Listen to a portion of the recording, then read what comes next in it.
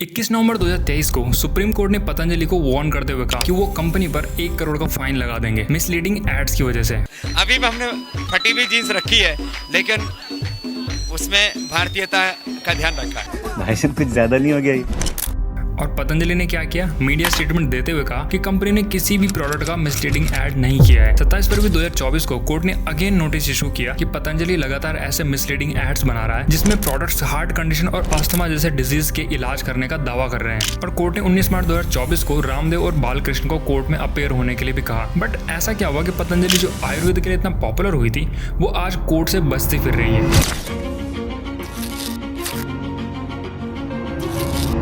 पतंजलि को एक्चुअली 13 जनवरी 2006 को रामदेव और बालकृष्ण ने शुरू किया था आयुर्वेदिक मेडिसिन को बेचने के एम से। इस टाइम पर रामदेव काफी पॉपुलर थे क्योंकि वो डेली हजारों में भी लाखों लोगों को योग सिखा रहे थे टीवी के जरिए। और उस टाइम पर क्योंकि इंटरनेट नहीं था तो मोस्ट ऑफ द पॉपुलेशन सिर्फ टीवी पर ही बैठी रहती थी। इस पॉपुलरिटी का यूज करके पतंजलि ने कई प्रोडक्ट्स लॉन्च किए और मार्केटिंग भी की। जब खुद रामदेव जो हजारों लाखों लोगों को उनके प्रोडक्ट्स खरीदने को कह रहे हैं तो कंपनी कैसे नहीं चलेगी, स्पेशली जब प्रोडक्ट्स को आयुर्वेदिक बताया गया हो। सब कुछ सेट चलने लगा, पतंजलि की सेल्स स्पीड से बढ़ने लगी और मार्केटिंग के लिए स्वदेशी प्रोडक्ट्स के नाम से भी एडवर्टाइजमेंट होने लगी। बट फिर कुछ ऐसे झूठ सामने आने लगे जिसकी वजह से कंपनी पर मिसलीडिंग एड्स के चलते केसेस फाइल होने लगे। अप्रैल 2015 से जुलाई 2016 तक ही 33 केसेस फाइल हुए जिसमें 21 एड्स को मिसलीडिंग बताया गया। जुलाई 2015 में इंडियन पार्लियामेंट में भी ऑपोजिशन लीडर्स ने रामदेव पर आरोप लगाया था कि उनके प्रोडक्ट्स लड़का होने के प्रॉमिस करते हैं। पतंजलि का एक प्रोडक्ट दिव्य पुत्र जीवक सीड जिसने इनफर्टिलिटी को मिटाने का क्लेम किया था, जो कि मॉडर्न साइंस और एक्चुअल मेडिसिन के भी परे है और मिसलीडिंग भी है। और इस वजह से इस प्रोडक्ट पर उस टाइम काफी कंट्रोवर्सी हुई थी। और जिस आंवला जूस की पतंजलि ने बहुत ज्यादा मार्केटिंग की थी उसे हेल्थी बताकर टेस्ट में पता चला कि वो जूस एक्चुअली में बहुत पुअर क्वालिटी का है, जिसकी वजह से अप्रैल 2017 को कैंटीन स्टोर्स डिपार्टमेंट CSD ने ये जूस अपने सारे रिटेल स्टोर्स में बैन कर दिया। और सितंबर 2017 में दिल्ली हाई कोर्ट ने कंपनी को च्यवनप्राश के एड्स चलाने से रोकने के लिए भी ऑर्डर दिया। 15 नवंबर 2015 को food safety and standard authority of India FSSAI, जो कि फूड मैन्युफैक्चरिंग को रेगुलेट करने का काम करता है, उसने पतंजलि को नोटिस भेजा कि पतंजलि ने जो आटा नूडल्स लॉन्च किए हैं उसे बेचने का लाइसेंस उन्हें मिला ही नहीं है। और रामदेव ने कहा कि इंस्टेंट नूडल्स पास्ता कैटेगरी में आता है। बट FSSAI का कहना था कि instant noodles pre cooked item है और पास्ता कैटेगरी में नहीं आता। और स्टिल पतंजलि बिना लाइसेंस के ही आटा नूडल्स बेचता रहा। यहाँ तक कि मिनिस्ट्री ऑफ आयुष ने भी कुछ स्टेट्स को पतंजलि के झूठे एड्स के खिलाफ एक्शन लेने के लिए कहा, जो क्लेम कर रहे हैं कि पतंजलि के प्रोडक्ट्स हार्ट और लिवर डिजीज को भी क्योर कर सकते हैं। और इन सब में जो सबसे बड़ा स्कैम हुआ था वो हुआ था corona kit Coronil.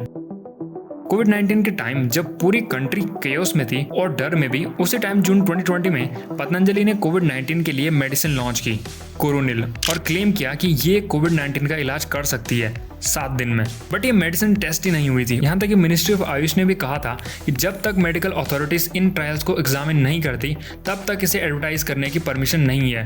But government ने प्रमोट किया और उनसे ज्यादा न्यूज चैनल्स ने प्रमोट किया, जहां दिन भर सिर्फ बाबा रामदेव एक चैनल से दूसरे चैनल पर घूम रहे थे। और यहाँ तक कि जिस इंस्टीट्यूट में कोरोनिल टेस्ट हुई थी, पतंजलि के according national institute of medical science Jaipur, उसने खुद ही इन टेस्ट को रिजेक्ट कर दिया। कई FIRs फाइल हुई रामदेव और बालकृष्ण के अगेंस्ट मिसलीडिंग एड्स के लिए। मद्रास के हाईकोर्ट जज ने कंपनी पर 10 लाख का फाइन भी लगाया और महाराष्ट्र गवर्नमेंट ने कोरोनिल पर बैन भी लगा दिया। और इवन यूके के रेगुलेटर्स ने इस टाइप की मेडिसिन को यूके में बेचने से भी मना कर दिया था। और फिर CEO बालकृष्ण ने कहा कि उन्होंने ऐसा कभी कहा ही नहीं था कि कोरोनिल से कोविड-19 का इलाज हो सकता है। हमने दवाई के अंदर तो ये हमने कहा ही नहीं कि ये हम कोरोना को जो है कंट्रोल करते हैं, क्योर करते हैं। फरवरी 2021 में रामदेव ने अनाउंस किया कि Coronil WHO, world health organization और मिनिस्ट्री ऑफ आयुष दोनों से सर्टिफाइड हो चुकी है, जिसमें यूनियन हेल्थ मिनिस्टर हर्षवर्धन और ट्रांसपोर्ट मिनिस्टर नितिन गडकरी भी थे। बट 22 फरवरी 2021 में ही WHO ने क्लियर किया कि उन्होंने किसी भी ऐसी ट्रेडिशनल मेडिसिन की इफेक्टिवनेस को टेस्ट नहीं किया है जो कोविड-19 के लिए बनाई गई हो। फिर अगेन CEO बालकृष्ण ने कहा कि कोरोनिल का अप्रूव्ड WHO या मिनिस्ट्री ऑफ आयुष ने नहीं दिया है, जिसके चलते अगस्त 2022 में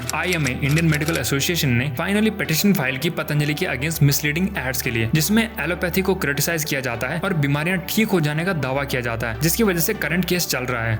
और सुप्रीम कोर्ट ने कई बार पतंजलि को वार्न भी किया और माफी मांगने के लिए भी कहा। मार्च 2024 को पतंजलि ने अनकंडीशनल अपॉलॉजी भी इशू की मिसलीडिंग एड्स के लिए, बट कोर्ट ने दोनों को 2 अप्रैल तक कोर्ट में अपेयर होने का कहा था, ये एक्सप्लेन करने के लिए कि मिसलीडिंग एड्स के लिए कोर्ट ने जो नोटिस भेजा था उसका जवाब कंपनी ने क्यों नहीं दिया। और 2 अप्रैल 2024 को कोर्ट ने उस एफिडेविट को भी डिसअप्रूव कर दिया और बेटर रिस्पॉन्स देने के लिए कहा। पतंजलि करंटली लगभग 45,000 करोड़ का रेवेन्यू जनरेट कर रही है, बट आयुर्वेदिक के नाम पर जो मेडिसिन टेस्ट ही नहीं की गई, उन्हें कई बीमारियों का इलाज बनाकर लोगों को बेचना, झूठे प्रोमिस करना गलत है।